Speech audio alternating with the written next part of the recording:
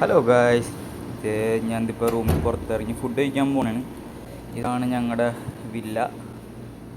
5 നിലയുണ്ട്.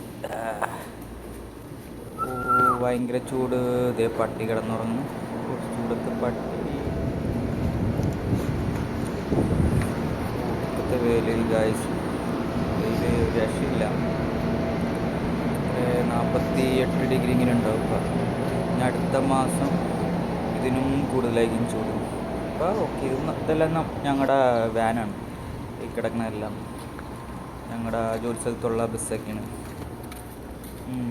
ഈ കാണുന്ന കണ്ടില്ലേ, നടന്ന് അങ്ങോട്ട് എത്തുന്ന സൽക്കാർ. ഇതാണ് സൽക്കാർ.